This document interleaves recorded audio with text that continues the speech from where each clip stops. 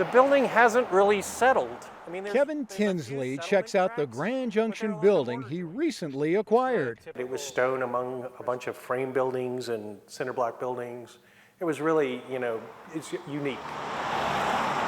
The 3 stone arches in the front caught Tinsley's attention. This and its view from the street is what makes this building stand out.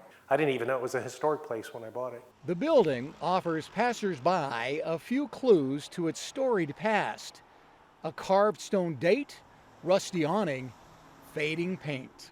But even the historic plaque placed on the front understates its significance to the story of Grand Junction and its residents. Strange's grocery store was built in 1909, a significant part of the Little Italy community. Vida Jaber is the curator of history and architecture for the museums of Western Colorado.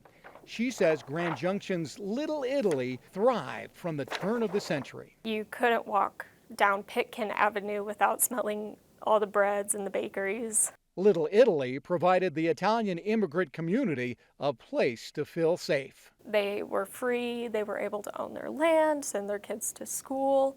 Strange's Grocery was one of 4 grocers serving the neighborhood and greater community. You had the railroad workers, the people coming off and on the trains. They were at the cross point of the most populated part of town. Grand Junction's train depot stands just a block away. All aboard, folks, here we go.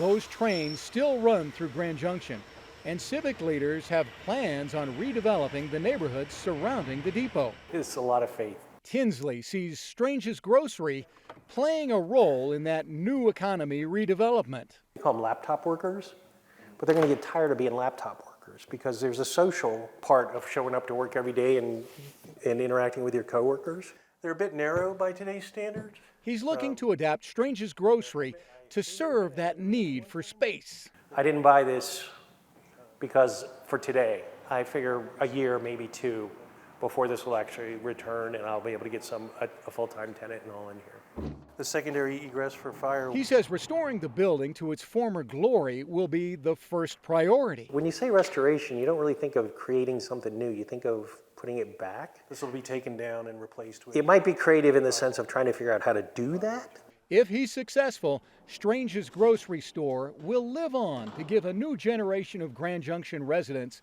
a sense of pride and optimism of those who came before. We forget the hardships that these people came in and struggled with when settling in, but they were able to adapt, and I think it's just a part of the Grand Junction history. I'd like to take it back to 1909. Tinsley plans on drawing on that optimism to see his project through. Taking something that was probably neglected or maybe not fully utilized and making it into something useful.